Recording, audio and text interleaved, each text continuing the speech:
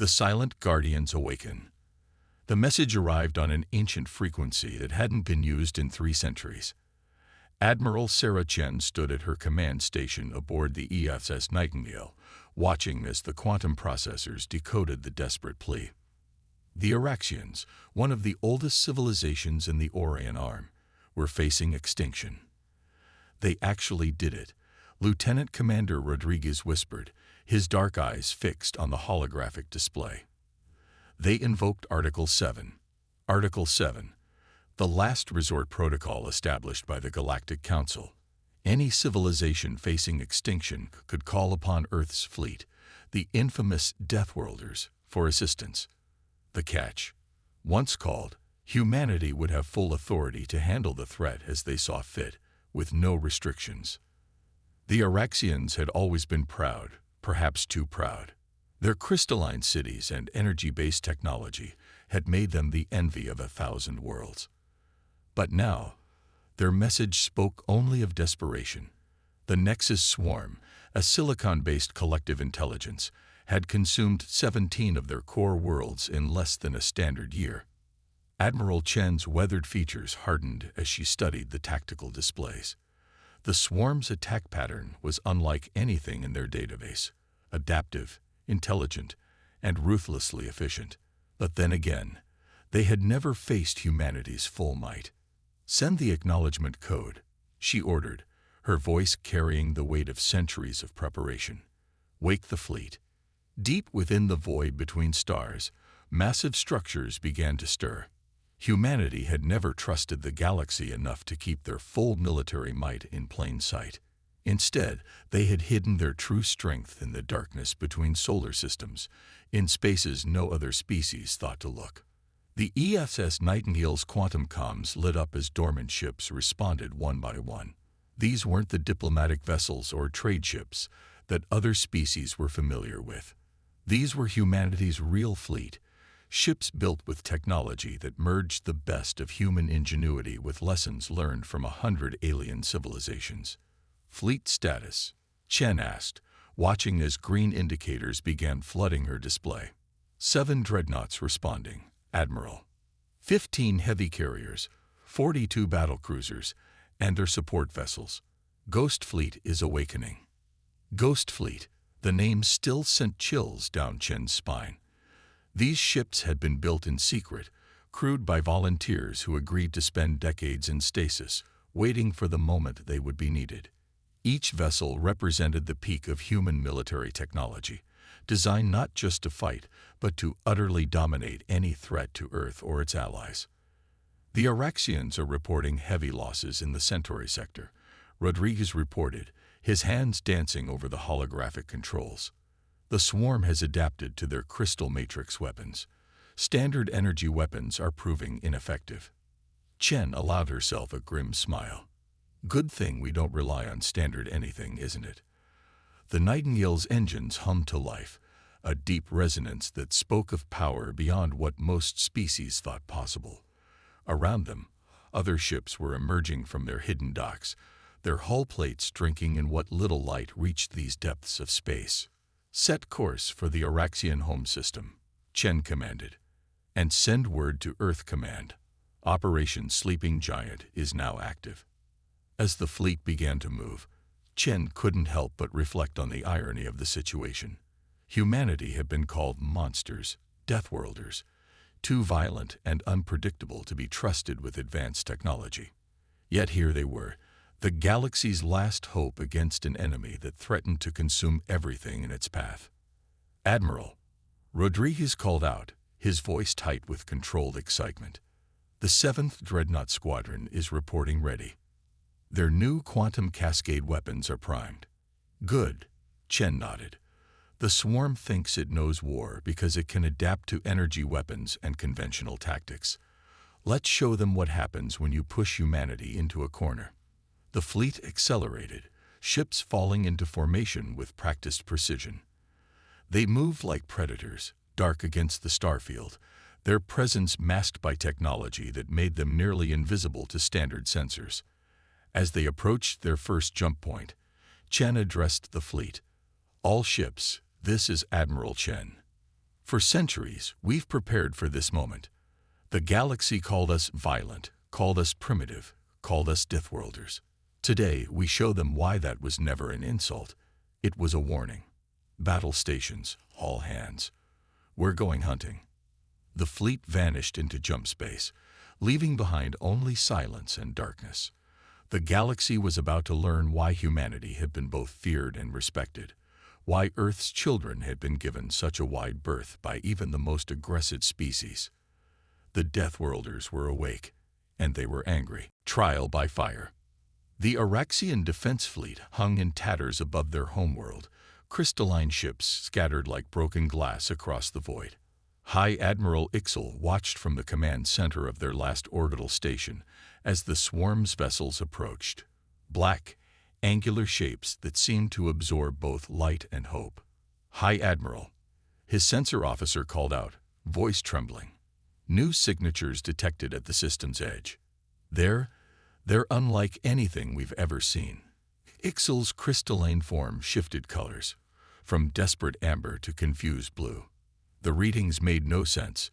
The ships were massive, yet they hadn't appeared on long-range sensors. They seemed to flicker in and out of reality, as if they weren't fully committed to existing in normal space. The human fleet had arrived. Aboard the ESS Nightingale, Admiral Chen watched the tactical display with predatory focus. The swarm's ships were arranged in a perfect geometric pattern, too perfect. It spoke of machine logic, of strategies calculated to mathematical precision. That would be their downfall. Launch the Fireflies, Chen ordered. Let's show them why predictability gets you killed. From the fleet's carriers emerged swarms of small craft, barely larger than fighter jets. The Araxians watched in confusion. Such tiny vessels would be useless against the swarm's advanced shields, but these weren't ordinary fighters. Firefly Squadron's report ready, Rodriguez announced. Quantum entanglement network stable. Execute pattern chaos, Chen commanded. The Fireflies accelerated toward the swarm fleet, their movements seemingly random. The enemy responded exactly as predicted, adjusting their shield harmonics to counter the expected energy weapon assault. But the Fireflies carried no weapons at all. Instead, they carried something far more dangerous: human ingenuity.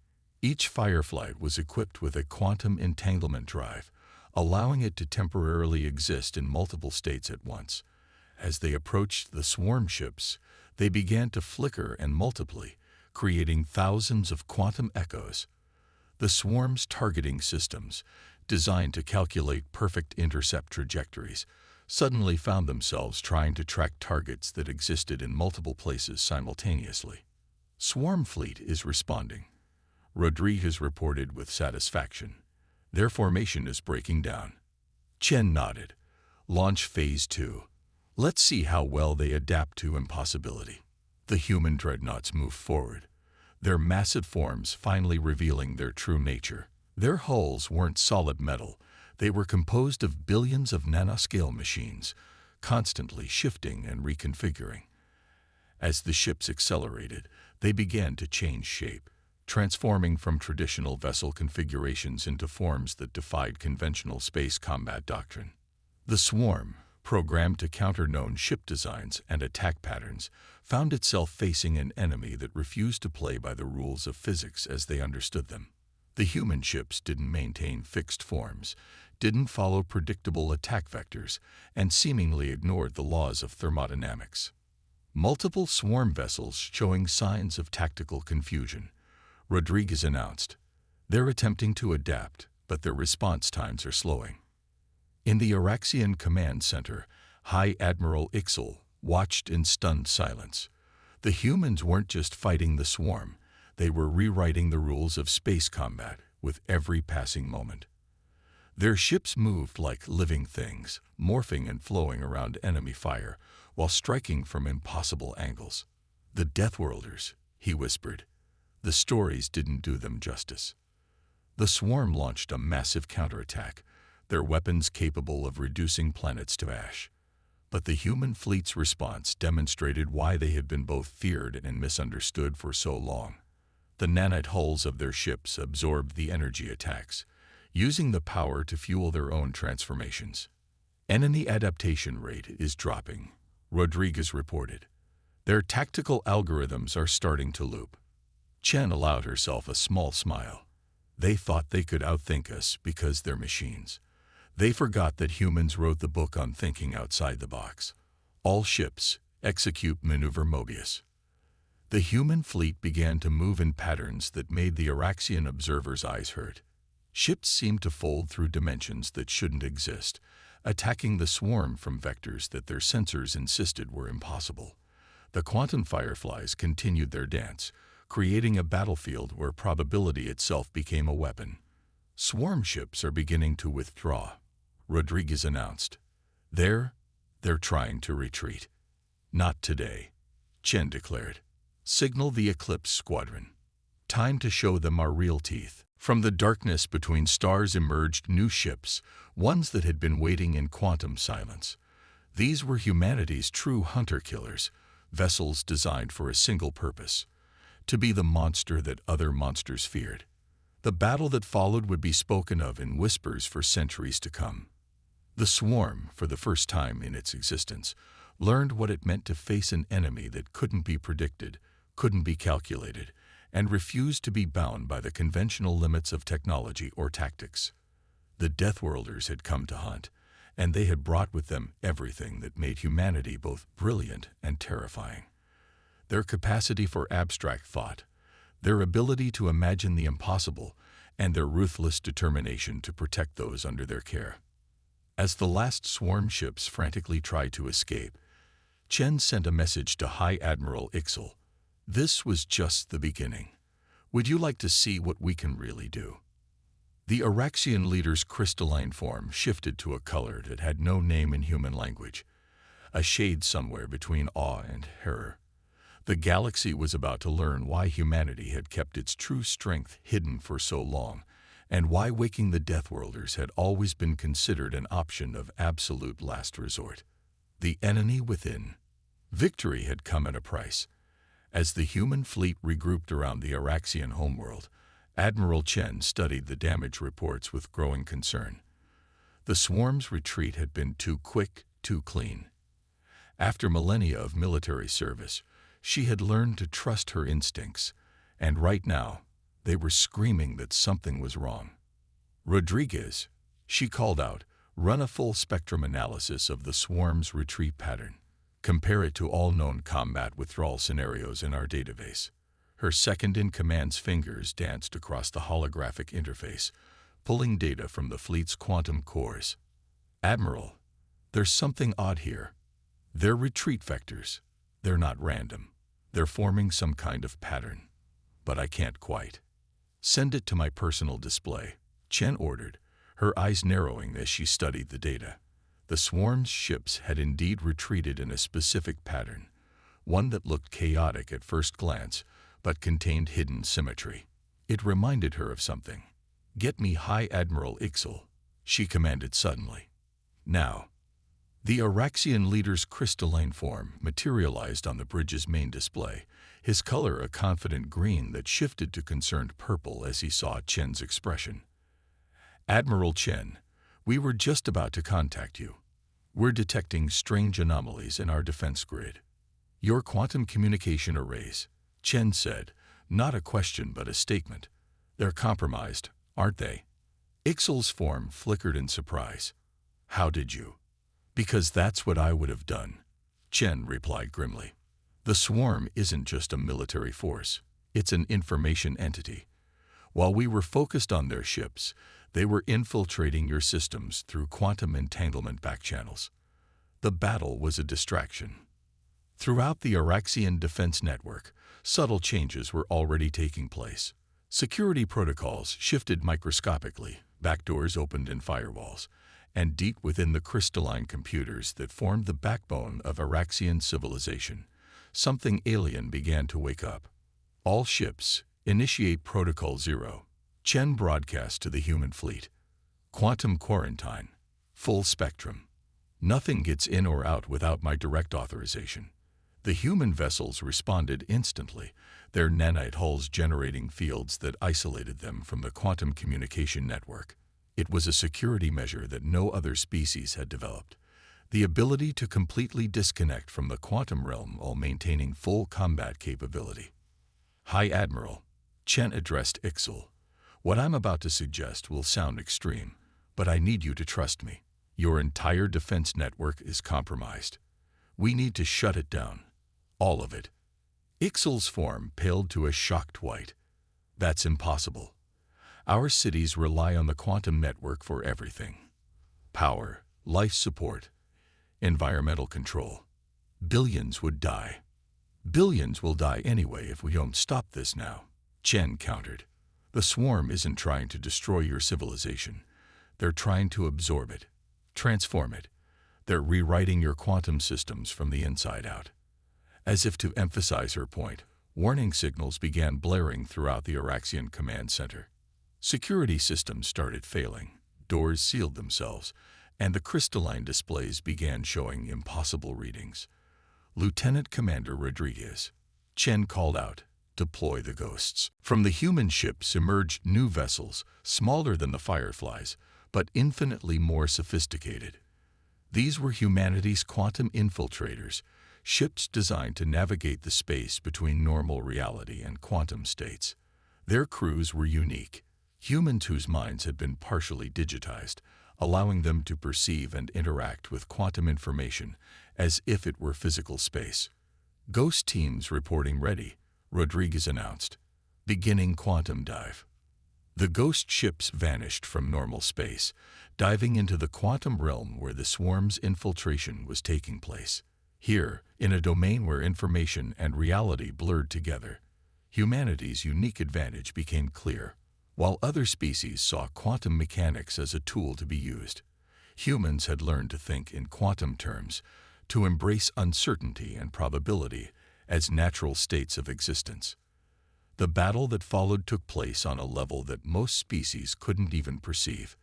The ghost teams fought through layers of quantum encryption, engaging swarm consciousness constructs in conflicts that resembled both computer warfare and physical combat. Reality itself became fluid as human intuition clashed with machine logic. We've identified the primary infection vector, one of the ghost team leaders reported, their voice distorted by quantum interference. The swarm isn't just using your communication networks, High Admiral. They're using your people's natural quantum resonance. Your crystalline biology is being reprogrammed at the subatomic level. Ixal's form shuddered in horror.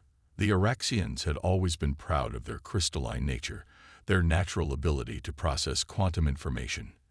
Now that very advantage was becoming their greatest vulnerability. There's only one way to stop this, Chen declared. We need to temporarily collapse the quantum field around your entire system. It will disable your technology, but it will also sever the swarm's control. That's never been done on this scale, Rodriguez warned. The energy requirements alone. Then it's a good thing we brought our whole fleet, Chen replied. Begin power transfer sequences. All ships prepare to generate a system-wide quantum null field. Ghost teams stand by to extract and purge. As the human fleet moved into position around the Araxian homeworld, Shen couldn't help but appreciate the irony. The galaxy had called humans primitive because they maintained backup systems that didn't rely on quantum technology. Now that very primitive approach might be the only thing that could save one of the most advanced civilizations in known space. The Deathworlders were about to remind the galaxy why adaptation and redundancy were not just tactical choices, but survival imperatives. The real battle was just beginning. Breaking point. The human fleet hung in perfect formation around the Araxian homeworld, their nanite hulls reflecting the light of 3 suns. Admiral Chen stood at her command station, watching as final preparations were made for what could either be their greatest triumph or most catastrophic failure. All ships report ready, Rodriguez announced, his voice tight with tension. Ghost teams are in position within the quantum realm. Null field generators charged to maximum capacity. Chen nodded, her eyes fixed on the tactical display where red indicators showed the spread of the swarm's quantum infection through Araxian systems. They were running out of time. High Admiral Ixel, she addressed the Araxian leader, whose crystalline form had taken on a deep blue of resignation. Once we begin, there's no stopping until it's done. Your people need to be ready. We've evacuated as many as we could to the shielded bunkers, Ixel replied. But billions are still dependent on the quantum network. If this fails, it won't, Chen stated with a conviction she didn't entirely feel. Humanity didn't hide its true strength for centuries just to fail when it matters most. All ships, commence Operation Blackout. The human fleet's engines flared simultaneously, their nanite hulls beginning to pulse with energy that defied conventional physics. Each ship became a node in a vast network, their quantum null generators synchronizing to create something never before attempted, a system-wide quantum dead zone. First signs of swarm resistance detected, Rodriguez reported. They're trying to break through our containment grid. Through the quantum realm, the ghost teams watched as the swarm's digital consciousness realized what was happening. The machine intelligence launched a frenzied counterattack, trying to complete its takeover of Araxian systems before the null field could be established. Ghost Team Alpha, engage primary infection vectors, Chen ordered. Teams Beta through Delta, protect the null field generators. Everyone else, prepare for physical space combat. The swarm won't take this lying down. She was right. As the quantum battle raged unseen, the void around the Araxian homeworld suddenly blazed with energy as hidden swarm ships emerged from subspace. They had held these forces in reserve, waiting for this moment. Multiple hostile contacts, Rodriguez called out. They're trying to break our formation. Let them try, Chen responded. Execute Maneuver Hydra. The human fleet's formation suddenly fractured, ships splitting apart in what looked like chaos, but was actually precisely controlled disorder. The nanite hulls of the vessels began to shift and change, transforming into configurations that made the Araxian observers' sensors crash as they tried to process the impossible geometries. In the quantum realm, the ghost teams engaged in warfare that existed somewhere between information combat and physical battle. Human consciousness, augmented but not replaced by technology, proved to be the perfect counter to the swarm's rigid digital logic. Null field at 30% coverage, Rodriguez reported. Swarm resistance intensifying. The space around the planet became a hurricane of energy and twisted physics as the human fleet fought on two fronts simultaneously. In normal space, their morphing ships danced through swarm formations, their weapons taking advantage of the very quantum uncertainty they were trying to suppress. In the digital realm, ghost teams carved through swarm defenses with the creative intuition that only human minds could provide. Admiral, Rodriguez's voice cut through the chaos. The swarm, they're adapting. They're trying to use our own null field technology against us. Chen's eyes narrowed as she watched the tactical display. The swarm ships were indeed beginning to generate their own version of the null field, creating zones where human quantum technology couldn't function. But there was something they hadn't considered. Deploy the kinetics, she ordered, a grim smile forming on her face. From within the human ships emerged weapons that made the Araxians gasp in disbelief. Massive railguns, chemical propellant missiles, and projectile weapons that hadn't been seen in mainstream combat for millennia. While every other species had abandoned such primitive technology in favor of energy weapons and quantum physics, humanity had maintained their mastery of the basics. Sometimes the old ways are the best ways, Chen commented as the first volley of kinetic weapons tore through swarm vessels that had optimized their defenses against energy attacks and quantum warfare. Null field at 60%, Rodriguez reported. Ghost teams report quantum infection containment at 75%. But Admiral, we're detecting power fluctuations in the Araxian planetary shield grid. Chen's expression hardened. The swarm was trying to force their hand. Either complete the null field and risk the shields failing, or abort and lose their only chance to purge the infection. Divert power from non-essential systems, she ordered. Shields, weapons, life support, everything goes to the null field generators. We'll do this the hard way. Admiral, Rodriguez protested, that would leave us defenseless against the remaining swarm ships. Then we better not miss, Chen replied. All ships, divert power as ordered. Ghost teams, prepare for final purge. Let's remind the galaxy why they call us Deathworlders. The human fleet's lights dimmed as every scrap of power was channeled into the null field generators. Their weapons fell silent, their shields flickered and died, and for a moment, they seemed vulnerable. The swarm ships moved in for the kill, their sensors detecting the apparent weakness. That was exactly what Chen had been counting on. Now, she commanded. The null field expanded explosively, covering the entire star system in a wave of quantum negation. Every quantum-based system, swarm and Araxian alike, went dark. But in that same instant, the human fleet's kinetic weapons opened up with a barrage that turned the battlefield into a storm of hypervelocity metal and explosive force. The swarm, caught off guard by the sheer primitiveness of the attack, found their advanced defenses useless against weapons that operated purely in physical space. In the quantum realm, the ghost teams launched their final assault, purging the infection from Araxian systems with ruthless efficiency. Null field coverage complete, Rodriguez announced. Ghost teams report quantum space is clear. The swarm infection is being purged. Through the darkness of powerless systems and disabled quantum technology, humanity had proven why they were both feared and respected. They had faced an enemy that thought it could outthink them, outmaneuver them, and outfight them. Instead, they had demonstrated why adaptability, redundancy, and the willingness to embrace both the advanced and the primitive made them the most dangerous species in known space. The Deathworlders had not just won a battle, they had changed the rules of warfare itself, and the galaxy would never be the same.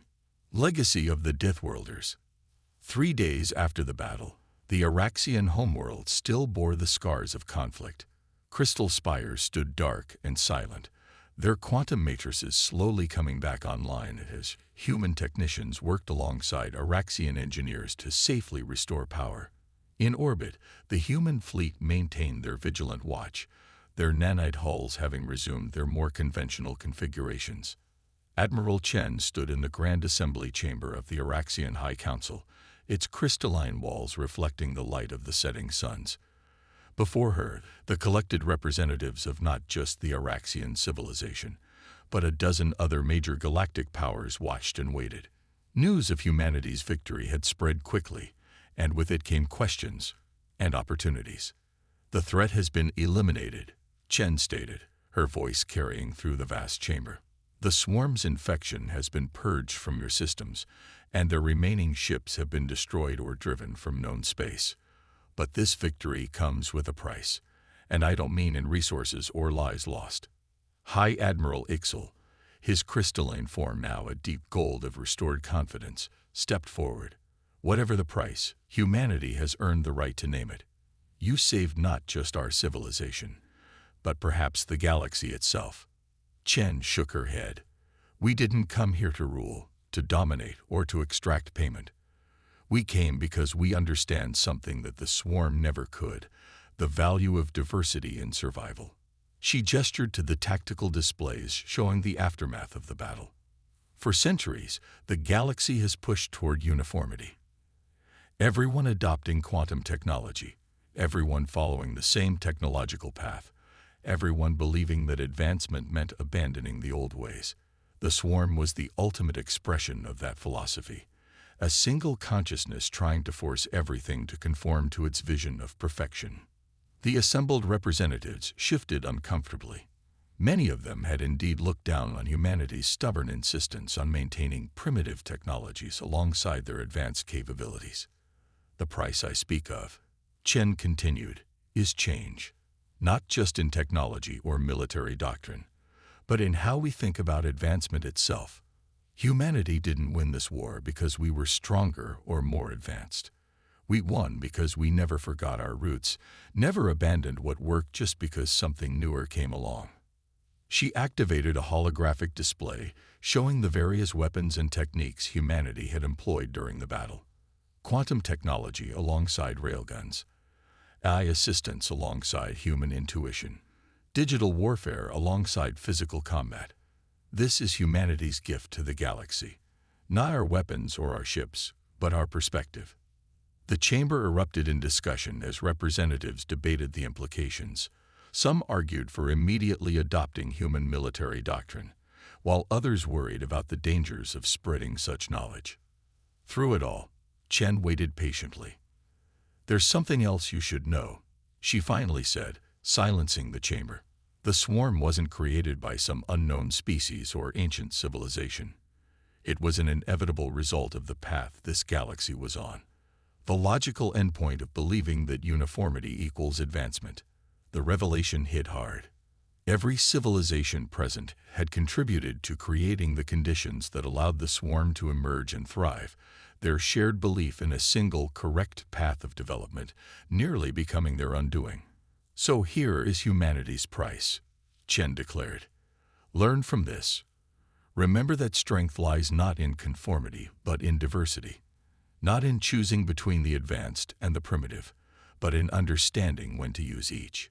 The galaxy called us Deathworlders because we evolved on a planet that tried to kill us in 1,000 different ways. We survived because we learned to adapt, to use whatever worked, regardless of how elegant or advanced it might be." She turned to High Admiral Ixel. "The Araxian civilization will rebuild, stronger than before. Not because you'll adopt human technology, but because you'll understand that true resilience comes from diversity.